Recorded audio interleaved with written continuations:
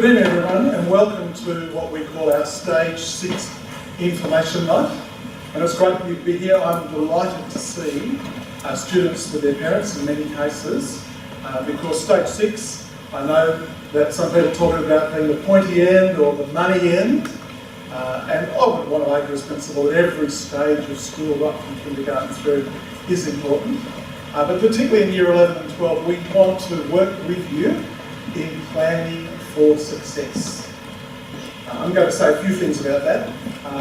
Obviously, in terms of class time, in terms of the way that we use our time, in terms of planning, really, really important. I'm going to say some things that in some ways are a message for students, but parents need to hear them too. So a couple of things I want to say to you first of all. If you're in Year 11, and I can see a few Year 11s here, although plenty of Year 12s, Year 11 is the preliminary year. At the end of the Year 11, you end up with your preliminary certificate, assuming that you have qualified, that you've completed everything. And then Year 12, but I want to say that use Year 11 wisely. I occasionally have people say things to me like, oh, Year 11 is Year 11, it doesn't really matter, it's not important. But setting yourself up for success in Year 11 is important. There's plenty of Year 12s here too. It's a big year, and it's a big year for parents and students together. Now, I'm going to give a little bit of a chat that I sometimes say to much younger students, but it's really important that you hear this, because I think there's this idea that there are some people on the paper that get 99.85. Yes, we had one of those last year. Heck, she's smart, she's just so naturally talented, or here's so good, here's that. What you need to know is that the further you go in school, and in fact in university too, it comes down to hard work. It comes down to using your time well. It comes down to planning, pacing yourself and doing those right things. And in fact, so many cases of the child at Year 9 or 10 where the teacher says, well, not doing well, you're not going to do particularly well. And we are so often surprised. Think of many of us here, some of us didn't do necessarily brilliantly at school. Look at what we're doing. So my main point is that consistent hard work pays off, and planning to succeed has got to be part of it. So please don't, yes, I didn't do as well in Year 9, I didn't do as well in Year 10. That does not determine who you are. I want to argue that every kid in the right subject, in the right conditions, can do quite well. And I don't want to be here talking about my own kids, but I do have a daughter who was that struggler, couldn't really struggle to read. Mum's a kindergarten teacher. She had millions of books read to her. She was in reading recovery. She was someone who got a band 5 in English. She went with an ATAR in the 80s to university. So it's important we hear those sorts of things. It's not kindergarten, Year 9, and please don't limit your own potential. And the second thing I want to say is the HSC, both in Year 11 and 12, it's a marathon, not a sprint. You don't win in the first lap. And so for Year 12, yes, we've got 9 months from now. For Year 11, it's a little bit longer than that. But again, consistent hard work, planning to succeed is important. And things like establishing good study habits, having a good routine, using your time well. That doesn't mean, by the way, and I certainly can tell you that our very, very good students last year, they didn't sit locked in a bedroom for 19, 20 hours a day. They were able to enjoy sport, they were able to go to parties, they were able to do things, not all the time, but some of the time. So they're important things to do. A couple of things that did help, of course, was controlling technology. One of my daughters, only one out of the 3, was very smart. She gave her Facebook password to her boyfriend, who was also doing his HSC, and she could only be distracted when she wanted to be distracted. So little things like that, and I know that we've had some conversations this year about using technology smart in class for learning, but those sorts of things can be helpful. And the other thing I want to say, before I just go into a couple of other things, is it's really important, the other staff that are going to talk to you, they are experts in supporting students through this. That's what we're actually paid to do. If parents, or students for that matter, have a concern, please come and talk to us about it. Talk to us about it. If there are signs of a problem, and yes, we do know that occasionally mental health issues, social issues can occur, during the HSC years or the last 2 years of school, come and talk to us about it early. Because we want to do everything we can to support your children, to support the people around. Now, a couple of hints. I always like reading this. There is a website, and I'm very happy to put a link in. It's called School A to Z. They give lots of really good advice. And a couple of these things, I've sort of pointed this a little bit already, but have a social life. Students, yes, have a social life. Have fun. You need to reward yourself. Again, it's planning. Yes, I'm going to do this and that. It's not every single thing that you're going to do, but that's important, getting that balance. I would say play a sport. There's a really clear correlation between people who are fit and healthy. Now, it mightn't, by the way, mean playing A-grade hockey or football or soccer or all those things. It could, but I'd say do something that, again, that gets you out, gets you socialising.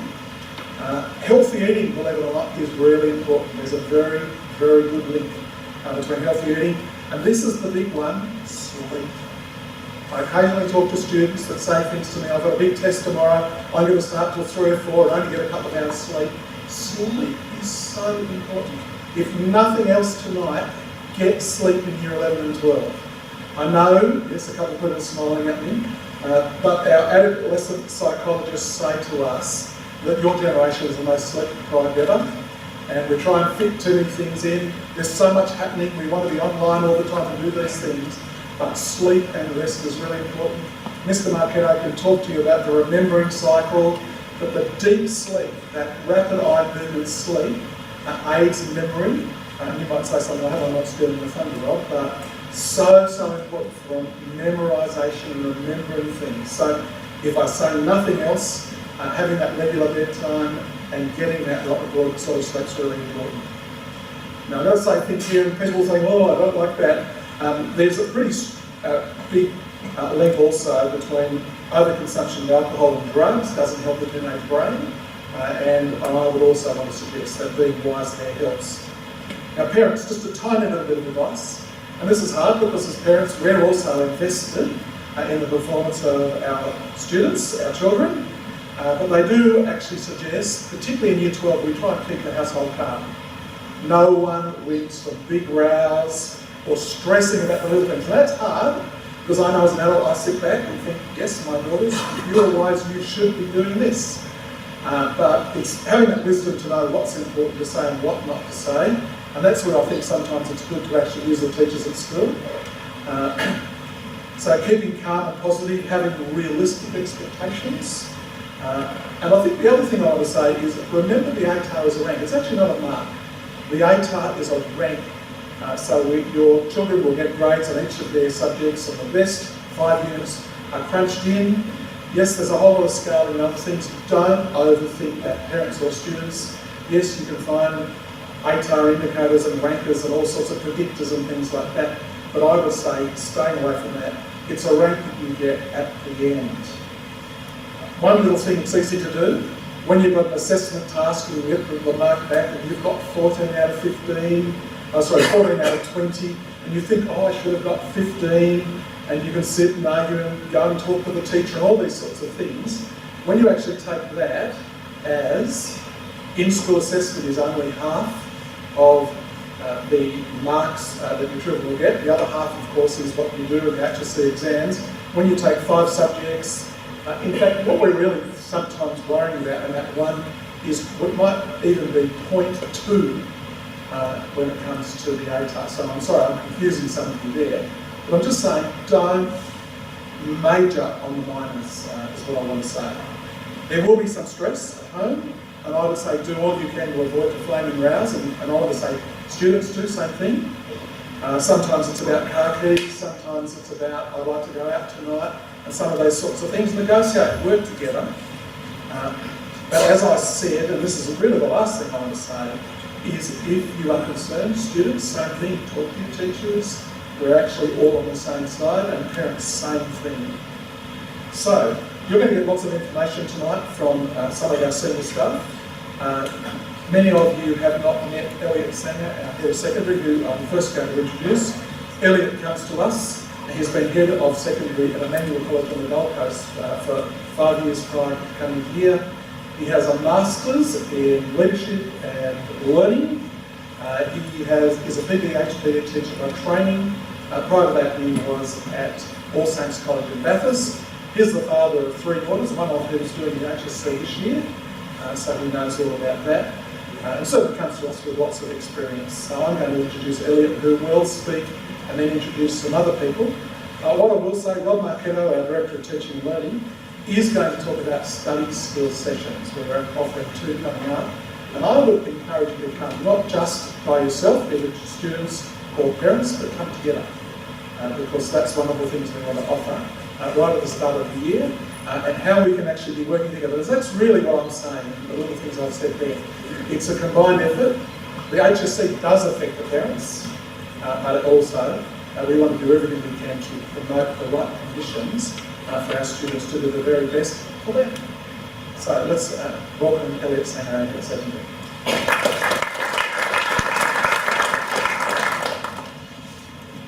Thanks, Mr. Smith. Good evening, ladies and gentlemen. Thank you very much for giving up your Monday evening and coming out to spend it with us. We're very lonely without you. So thank you for that. I hope that you find this evening helpful. The point of this evening is to give you the opportunity to glean information, perhaps be supported, parents and students to get some sense of where you're headed as well. In the secondary school, we have a number of people, I guess, a few structural changes that you'll be well aware of. And just in terms of leading senior school, as Mr. Smith said, the whole point of why we're here is to support students through their journey from 7 to 12, but obviously, as Mr. Smith again mentioned, when it comes to the business end, where perhaps there is more pressure and there's more light at the end of the tunnel, we want to support our senior students really well. And so obviously you have me, you have also got the assistants to the head of secondary, one on either campus. Now, all 3 of us teach across the campuses, so we go back and forth, we're on both campuses. But in terms of looking after those campuses, Mrs. Diane Cameron is, I guess, operationally looking after this campus, and Mr. Hugh Howie on the William Cowper campus. I'll introduce some other people in a moment. But before we do, I've given this presentation to the other stage evenings, and I'm not going to gloss over perhaps some of the things that might be more appropriate for Year 7 or 9 students. Students on the whole, and parents, you know the journey you've been on, and we're getting, as I said, to the business end. We have wanted to focus on learning, and certainly it's really important for Year 11 and 12. I guess the key thing I want to mention at this point in terms of focusing on learning is looking to be fairly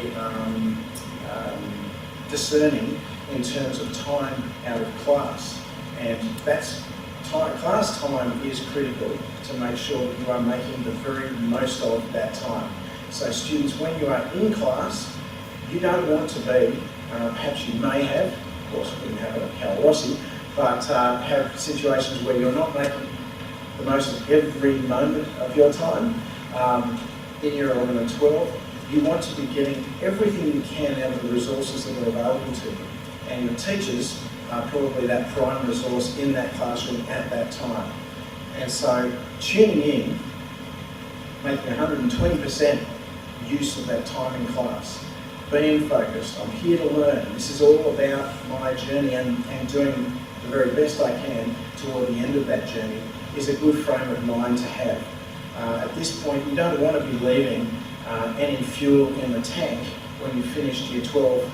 You don't want to have anything reserved. You want to have given it everything you've got when it comes to making the most of your class time. I think also when it comes to activities, when it comes to, this might not be a popular one with parents, but when it comes to family holidays, making sure that you're keeping those holidays within holiday time or school holiday time rather than taking time out of class. For Year 11 and 12, that will make an impact. I cannot say it might, it will at this stage. It's just how much. And obviously there's additional pressures to catch up work missed. It won't be presented in the same way that it's been presented in class if your child is having to make up that ground themselves. So prioritising classroom time is really important, and particularly in the last 2 years. We're all about improved outcomes for students. In the end, we are preparing students who are ready to take on a world out there that's constantly changing, a world out there that is ready to receive them, but they're going to need to be skilled up and I guess have the best opportunity to step into that world. And so we're all about trying to provide that platform. So from that point of view, we want to give your kids the very best. So students hear that as well.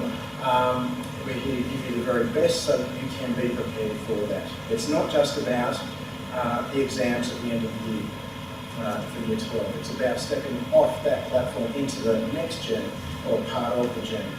And we do love learning here at Cal Rossi. It's something, I love that slogan. Teachers love learning as much, I hope, as I do, as much as the students do, I hope. If we go home each day having learned something, that's a good thing. If we haven't, as a teacher, I kind of think maybe I should be looking for another job if that's the case, if I haven't learned anything today. So having a real love for learning, inquiring, asking. Again, students, this is your opportunity to use that resource that's in front of you. Ask questions. And if you think it's a dumb question, it's unlikely.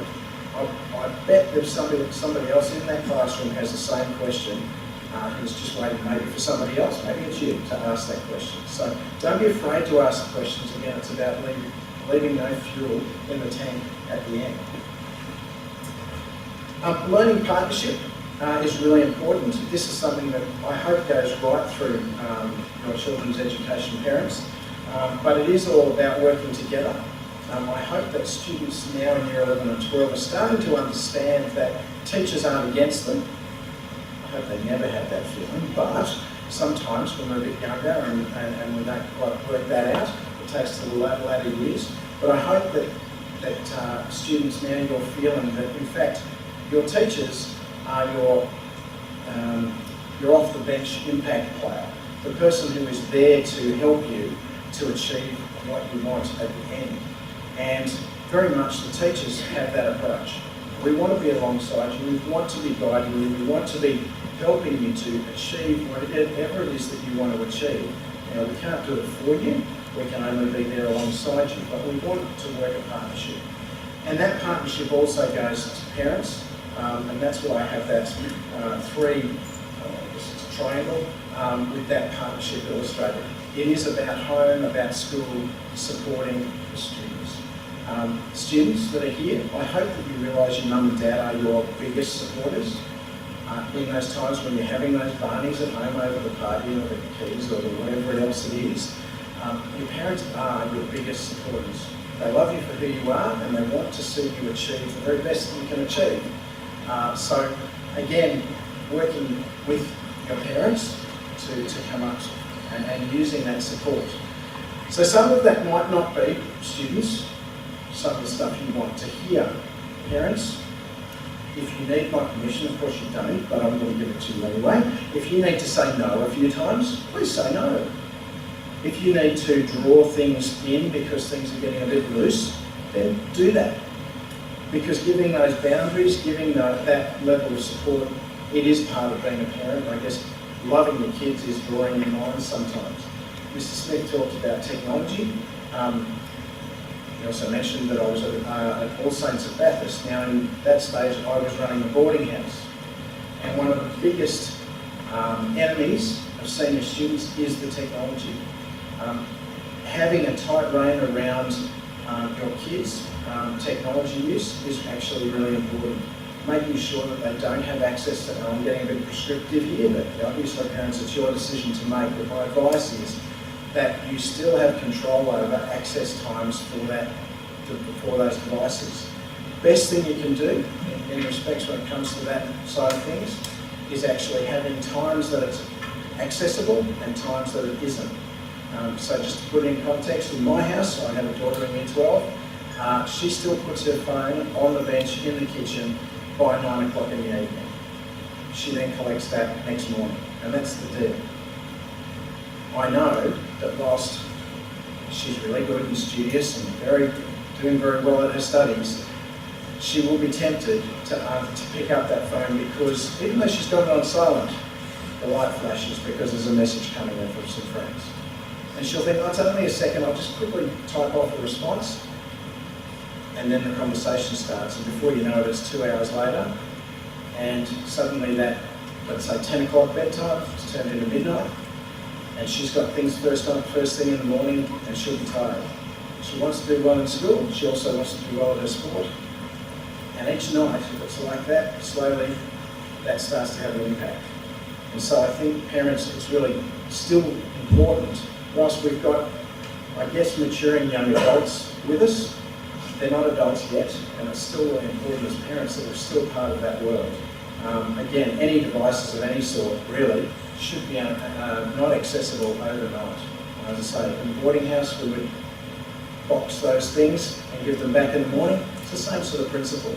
The biggest thing is not actually what they're accessing during the time you're not supervising, it's more the fact that they're just accessing anything that will keep them awake. So the sleep's really important, and the monitoring of those devices is really important.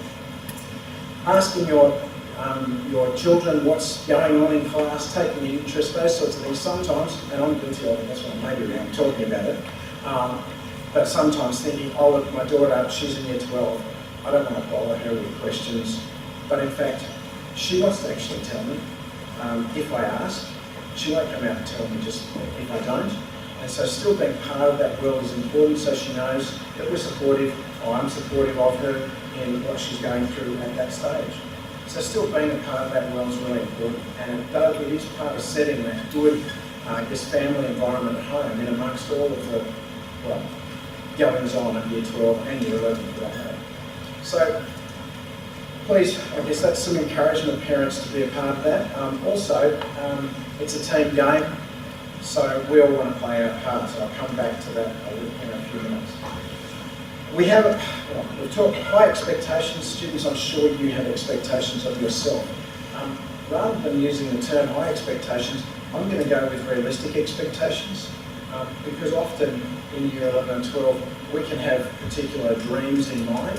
It's really good to aspire to things that push us, but sometimes we can have those a little too high, and that puts a lot of pressure on, and you actually have the reverse effect of aspiring to something greater to actually perhaps don't achieve what you might by just putting too much pressure on yourself. So having realistic expectations that you're working towards is really good. Mr. Smith mentioned working hard. It is important. In year 11, 12, if you don't work hard, it won't happen for you. And as I said before, teachers can't do it for you either. We had our turn, and we're here now doing our other thing. So now it's your turn. You do have to put that work in.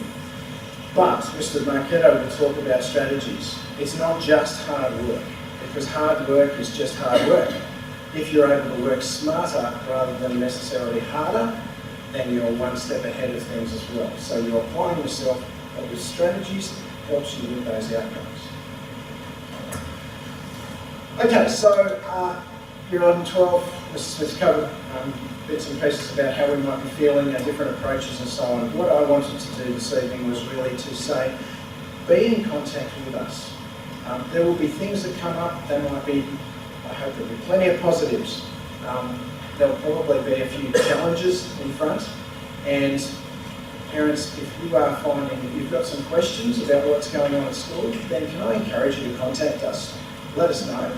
I love hearing that we're doing good things. I hope we are, and I hope that you're able to say, yes, they're doing great things. I love to hear those things. I also like to hear when there's something, an issue, that you come and talk to us about that. It's always really good when we get those things when they're this big, because they're relatively easy to turn around. But once they get to this big, it's really hard to pull it back. So, particularly as if you're in year 11, you've got 2 years. Year 12, you've got months left before you're finished. There's not time to just let things go, parents, so let me encourage you to, if there are concerns, please talk to us about that. We want to be part of that team approach and finding the solutions for that. Who to speak to? Well, as I covered Mr. Howie and Mrs. Cameron, there's me, but there's also the leaders of wellbeing in year 11, there's Mrs. Murray and Mr. McDonald, and in year 12, there's Mrs. Sleeman and Mrs. Travascus. who are all there to support students from a wellbeing point of view. We can separate different parts of school life, but really when it comes down to it, wellbeing covers everything. So if you have any concerns that you need to speak to somebody at school about, then they are people, it's a good place to start with. There are two other people I haven't got up on slides, but the PAs to the different campuses, they will be able to help you if you're not sure who to talk to. So you're most welcome to call them and they will put you through to the right person. Somebody else who is really important to the students and in terms of academic pathways is Mrs. Ireland. She is the Secondary Director of Studies, and when it comes to everything academic, this is her, well, I must say her baby. How about that? Mrs. Ireland's going to come up and talk to you some more about those things, and you'll get the pun in just a second. All right.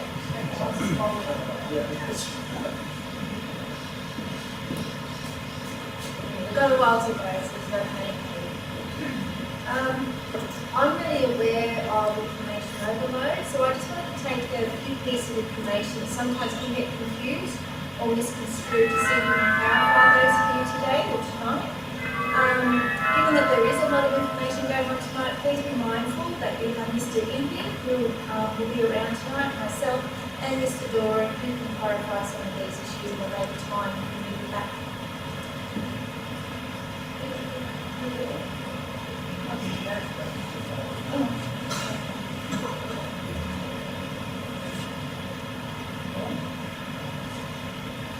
Now, in terms of some clarifying points, in Year 11, we have, for most of the students, studying 6 subjects to equal 12 units.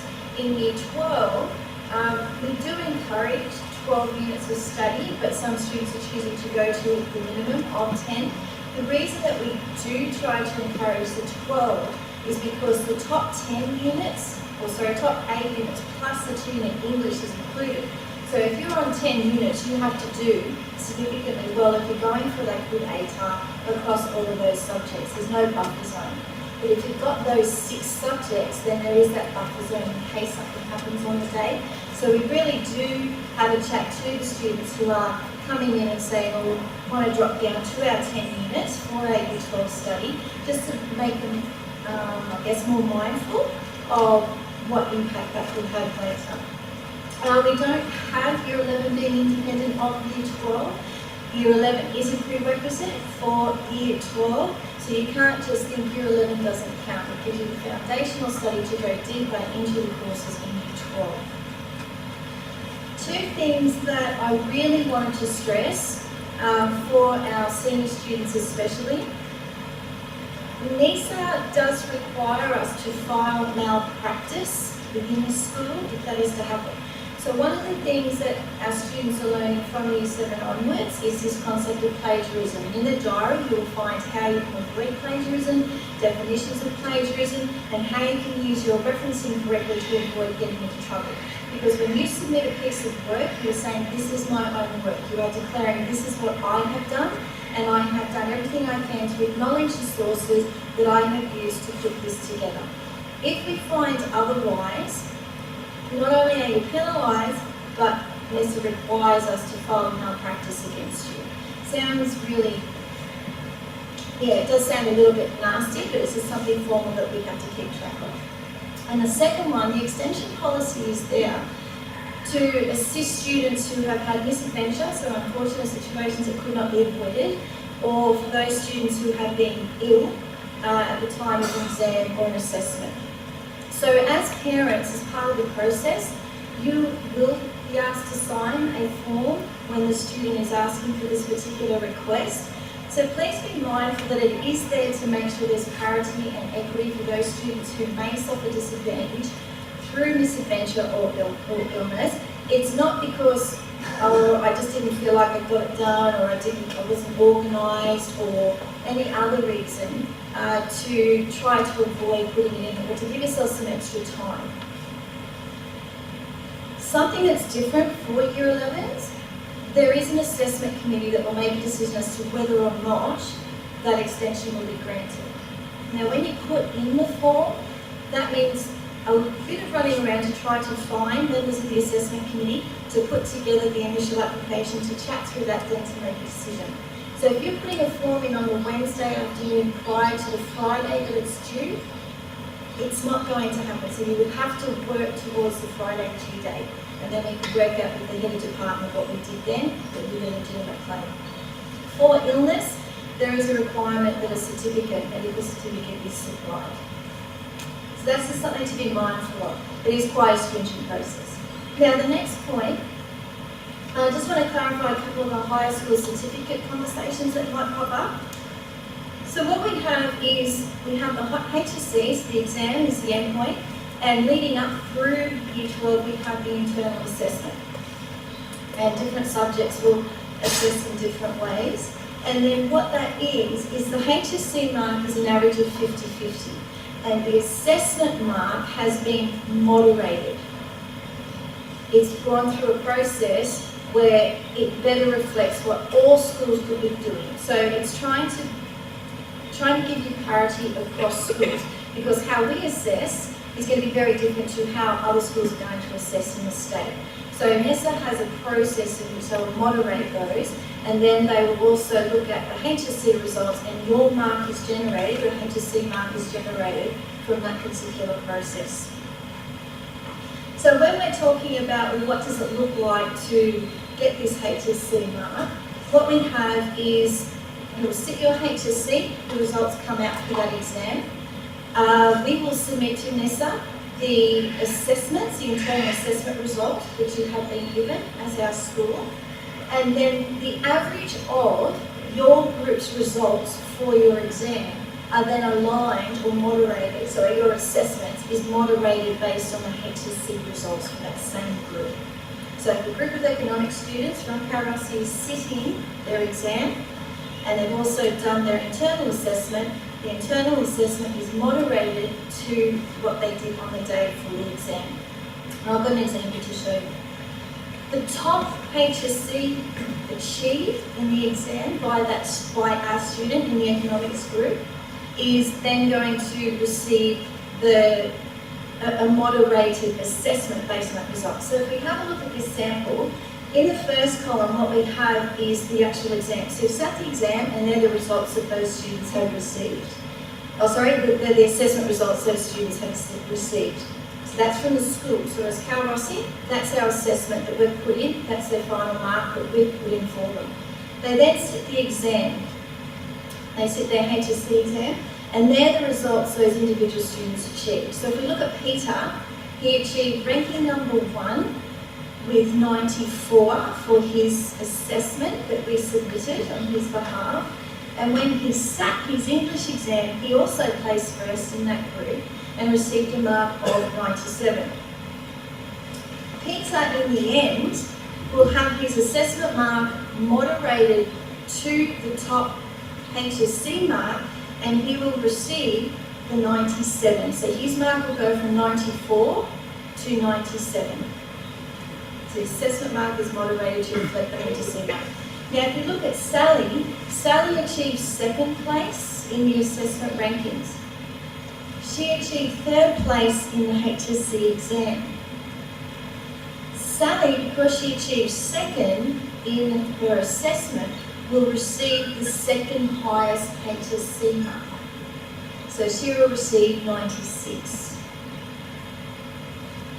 Look at Andrew. Andrew ranked 6th in that class. He got 88 for his assessment. So Andrew will receive the 86, which is the 6th in line for that particular exam. So the question is, does the performance of your group at school affect your HSC results? The answer is yes. So as a group, you want to achieve the best results that you can so that everyone is able to get the best outcome. So yes, it does. So what you want is a group that is going to perform well so that you can all perform well. So that's where we encourage peer tutoring, that's where we encourage you to set your goals, that's where we encourage you to pick subjects that you're really interested in and where your strengths lie. With the HSC, there is scaling that does occur between subjects because subjects are not equal. It's like foreign currency, where some have higher value than others. The scaling process is not as significant as what a lot of people make it out to be, so you don't choose subjects based on the scaling, because if you do poorly in those subjects, you're still going to do poorly overall. So the goal is to choose subjects that you really enjoy, that you have strengths in, and then, for example, if you're very good at music, you might think about extending yourself to Extension English, because that might be scaled a little bit higher than your general music. But don't pick physics if you can't, or you're not passionate about physics, or it's going to take a lot of effort to do physics, because you think it's going to get scaled up. Because if you do poorly in physics, you are still going to perform poorly overall. So basically, those points just outline that the mark achieved in one subject doesn't represent, the same parity as the mark achieved in another subject. And again, I'll just reiterate, don't choose your subject selection or drop subjects based on what you think is going to be scaled higher or lower when it comes to the end point. The goal is do the best you can as your group to do the best you can as a group. So that's the HSC, or they're the key points of HSC. There's a lot more to it, but that's just the most important thing, I think, to start that conversation going. Then we look at the ATAR, which is a completely different number. So the ATAR is your top 10 units, and this is where we were saying that if you're only studying 10 units, you have to do well in those 10 units. If you have your 12 units, you've got a bit of a buffer zone, just in case. Now, of those 10 units, they will take your English as 2 of those units, and then the next top 8.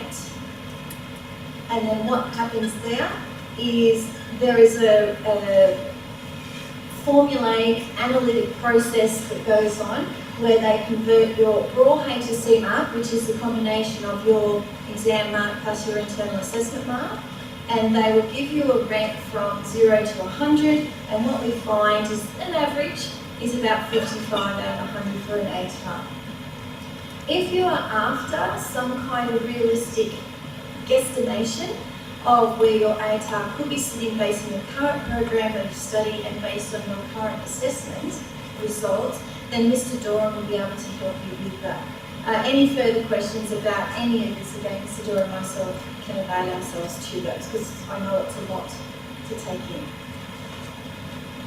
Alright, now this is where we move into where we can go if we're a student that's not moving towards an ATAR, so alternative pathways at Carlsea. So traditionally what we have is you have your HSC, you qualify for an ATAR, and then you go to university. However, if that's not your pathway, we have alternative options available to you. So we do have students that are doing TAFE courses. Now some of those TAFE courses do actually contribute to your HSC.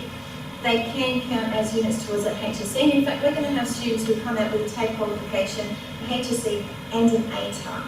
So just by going to TAFE doesn't exclude you from getting those particular awards or endpoints. We have our school-based apprenticeship and traineeship happening in the school as well. And we also have distant education. So we have students currently enrolled in all of those.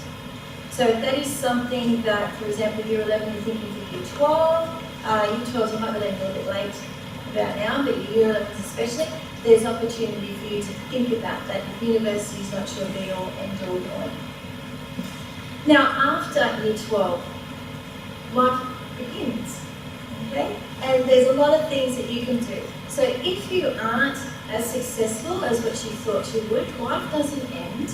The ATAR is not everything. Universities are now encouraging different ways to get in there.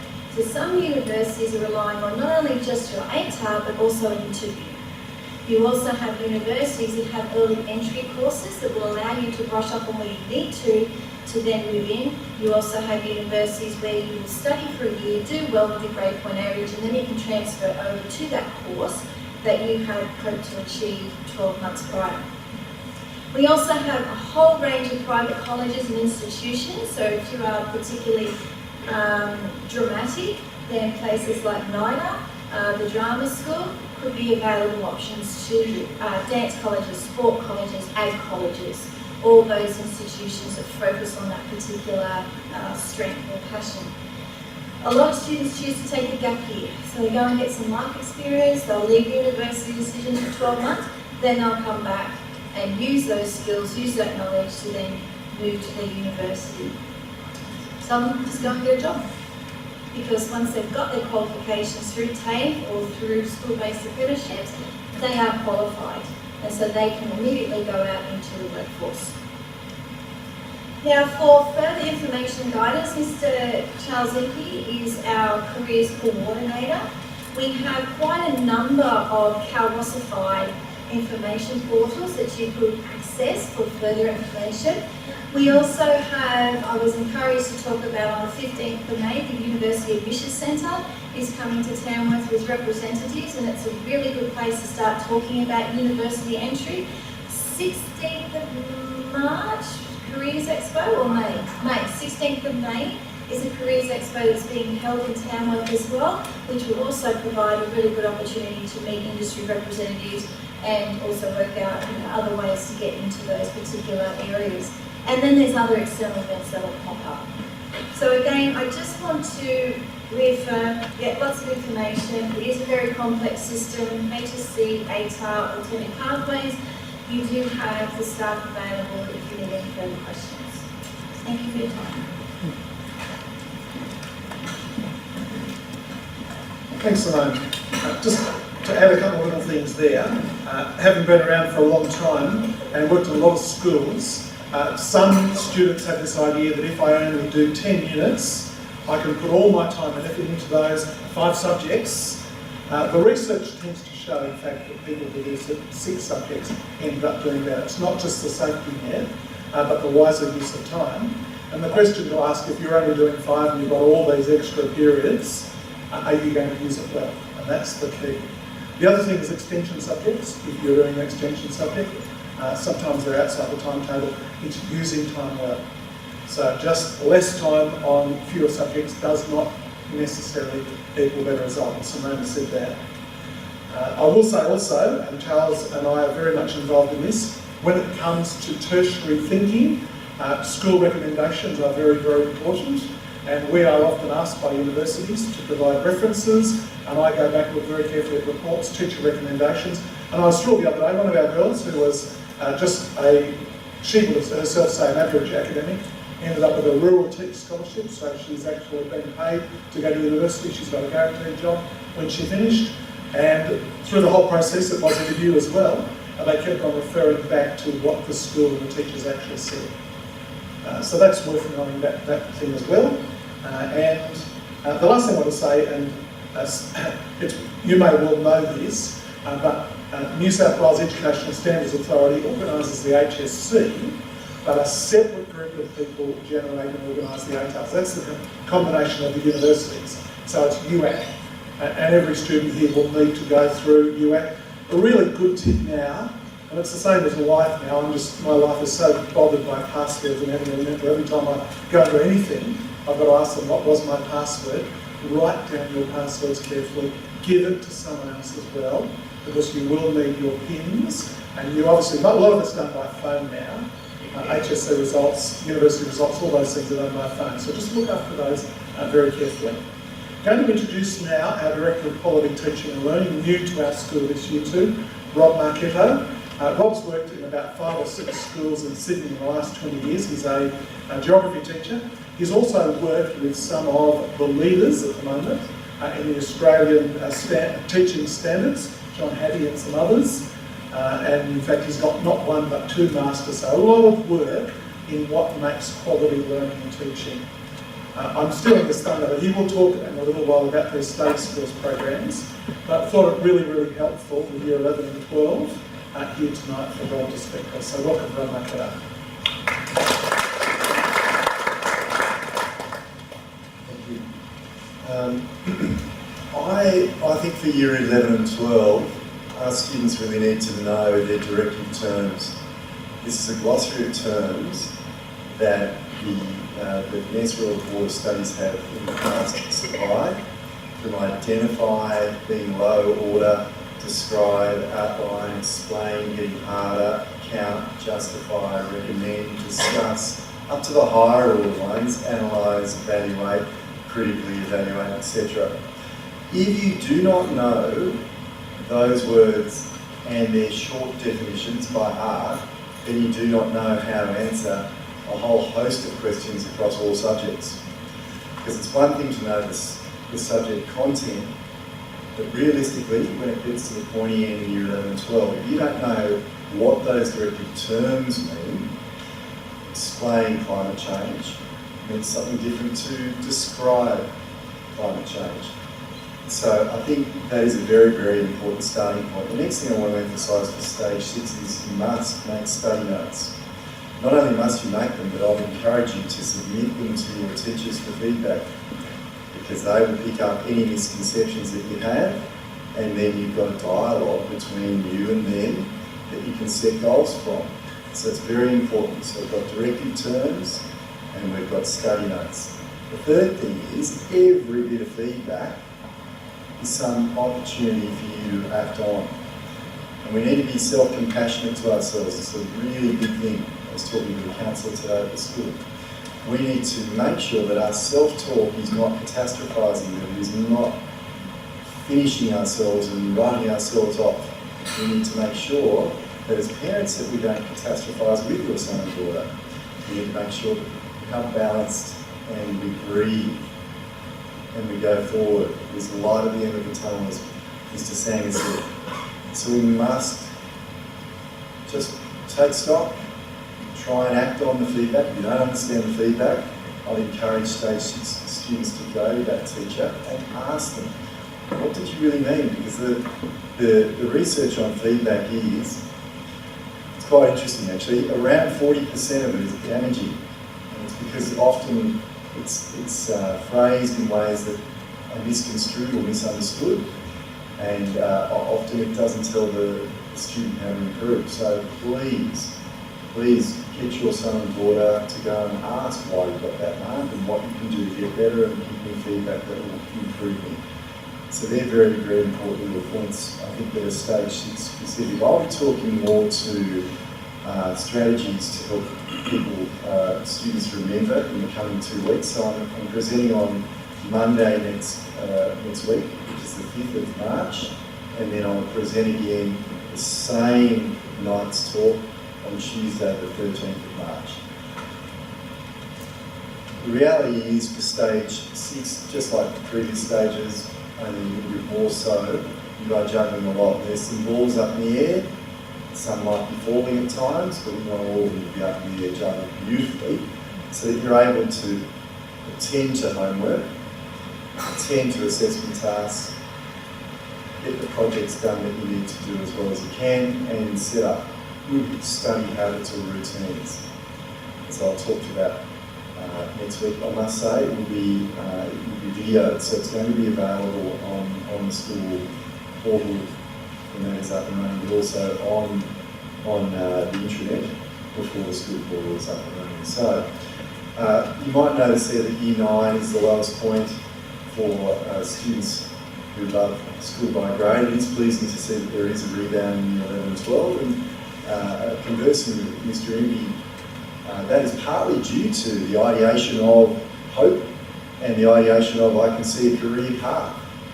So do keep that dialogue open with him, and these are the times when Year 11 and 12 when you are really questioning, what am I going to do? Where am I going to go? What am I good at? What am I passionate at? And that can help support the motivation and engagement in your study. So parents, myself, teachers I should say, ourselves, and students who are in that triangular partnership that Mr. Sanders spoke about, I think it's based on 3 things. Patience. And I massively tested my parents in Year 12 especially. There were tantrums. Not capping expectations, I think it's a really big one as parents and students. It comes down to self-compassion. Don't write yourself off as saying, I'm not going to be good at this, I can't get any better. And then deliberately practicing things. And that's something I really want to go to now. So deliberate practice is a very, very important part of stage 6. The attending to things that you are needing to get better at, attending to things that you've just heard about, and writing those down from class or typing them as notes, and then revisiting those regularly so that you offset what is naturally known as the forgetting curve.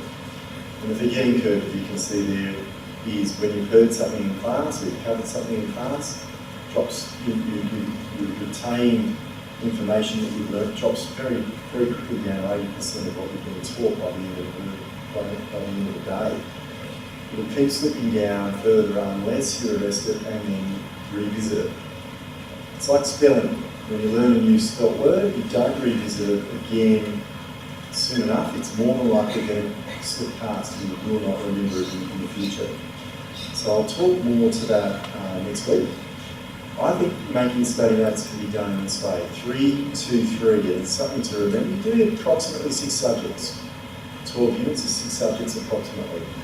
If you do, say, maths, English, science this week, study notes of maths, English, science. By study notes, all I'm meaning is you're writing a review of what you've been doing in class, and then next week, doing 3 other subjects, geography, history, and music, for example.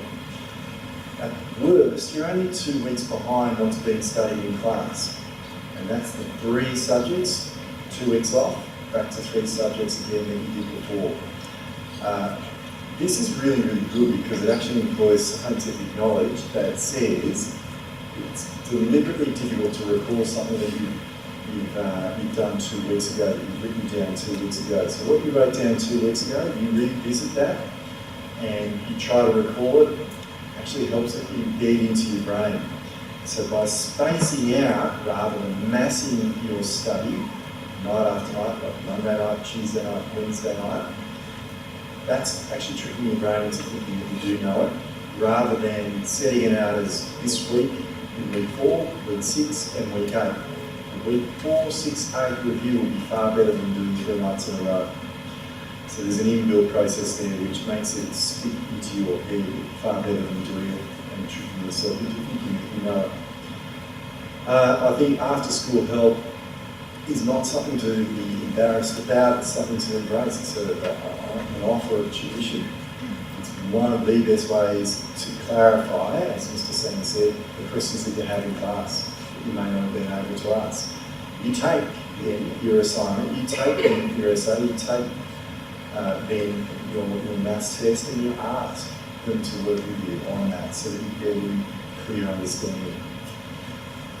Obviously that's available now, the schedule's on the internet for both campuses. I'll be presenting on these 2 nights. My plug is for that.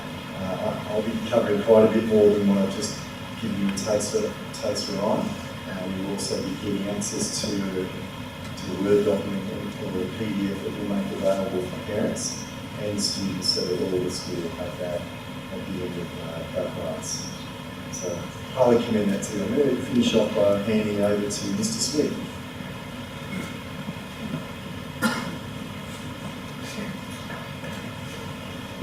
There's something here about Quicker, and I think many parents who are here in Year 11 and 12 understand Quicker. If you don't, please talk to us about it.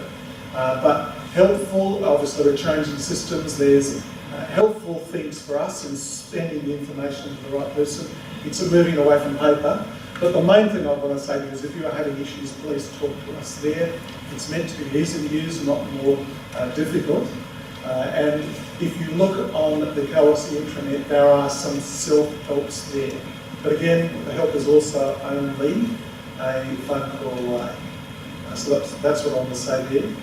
Now the last thing I want to say also relates to what we might call adjustments for students with disability. It sounds terrible, not necessarily people with wheelchairs and things like that.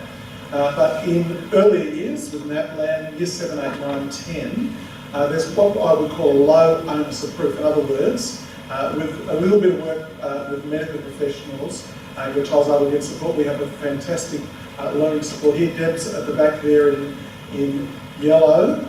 But what I want to say in terms of the HSC in particular, NESA approved those, and they approved it based on evidence that's provided.